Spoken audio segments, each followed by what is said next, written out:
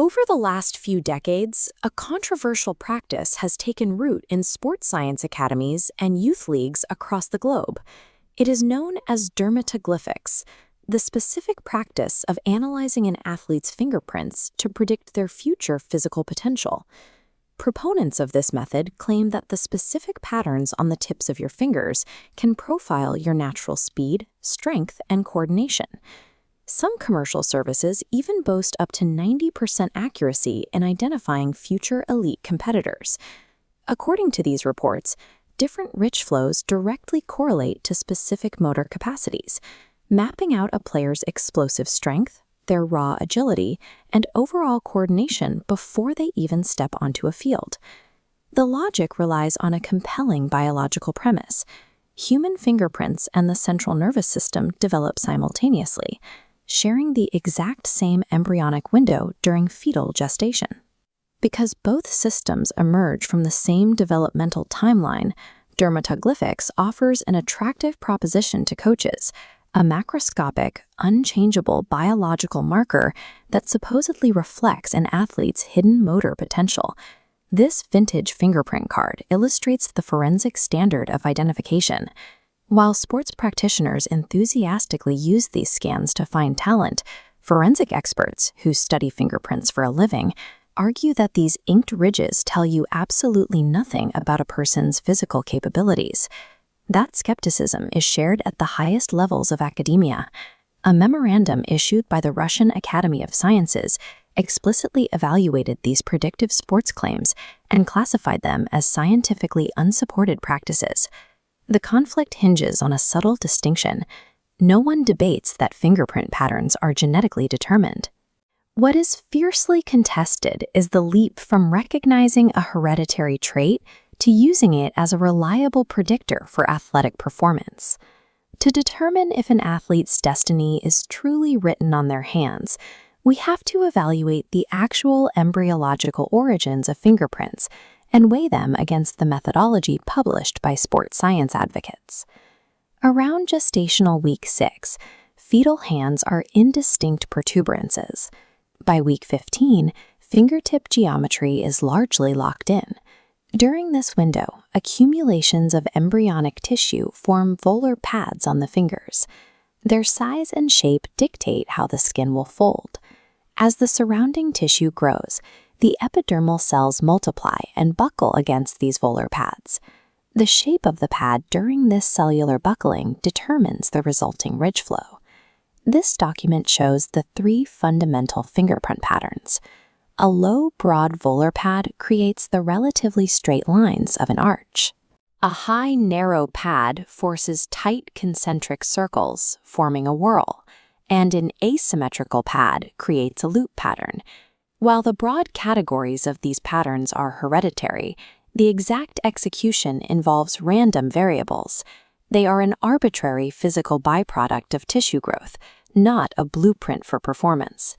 Despite this variation, sports profiling claims arches indicate brute strength, loops signal acceleration, and whorls denote coordination. Proponents assume because the nervous system and epidermis share embryonic origins, skin patterns directly reflect motor cortex development.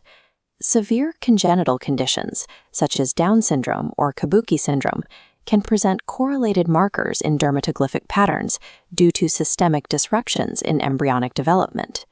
However, observing macroscopic markers for catastrophic developmental anomalies is an entirely different biological mechanism than predicting nuanced, highly specific athletic variables, like an individual's density of fast-twitch muscle fibers. This reveals a fundamental error in the profiling logic, confusing shared molecular signaling pathways with direct functional causality. Nature frequently reuses the exact same signaling pathways for completely different biological systems. The embryonic toolkit is limited, deploying identical molecules for independent building tasks. A specific protein might trigger skin ridge formation, while simultaneously guiding the innervation of sensory neurons. But sharing an instruction manual does not mean the quality of one system dictates the other. Overlapping timelines in the womb simply do not prove that an arbitrary microscopic skin folding event functionally restricts an athlete's physical ceiling decades later. This abstract highlights a study where actual 20-meter speed test results in young athletes failed to correspond with their predicted dermoglyphic profiles. Examining the published literature supporting dermoglyphics reveals a surprisingly weak evidence base. Studies claiming positive correlations rely heavily on statistically insignificant sample sizes, citing cohorts of just 12 runners or 22 volleyball players. When dealing with groups this small, it is mathematically easy to confuse random statistical noise with a true phenotypic signal.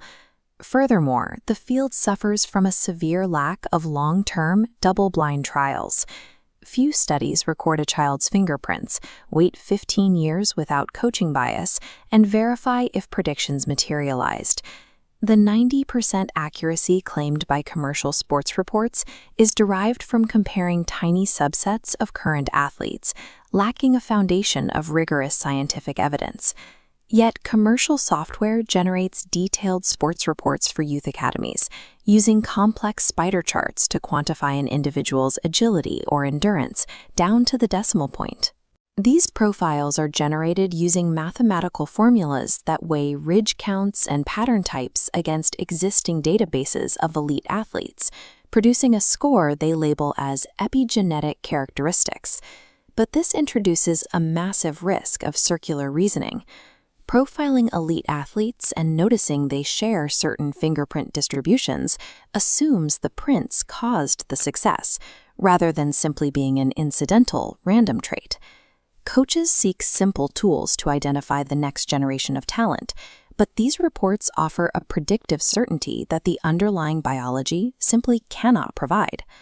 Dermatoglyphics remains a serious and valid field of investigation for anthropology, biometrics, and specific clinical diagnostics, but applying it as a crystal ball for athletic performance stretches the science beyond its breaking point.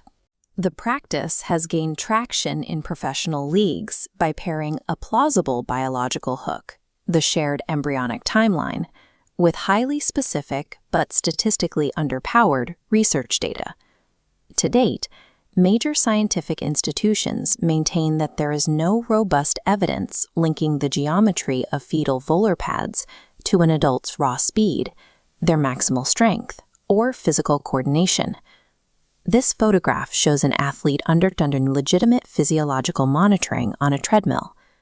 True talent identification requires actual physical measurement of human output, combined with longitudinal tracking over years of maturation and training. Until large-scale double-blind validation studies can consistently prove otherwise, commercial sports dermatoglyphics remains an exercise in pattern recognition, not performance science.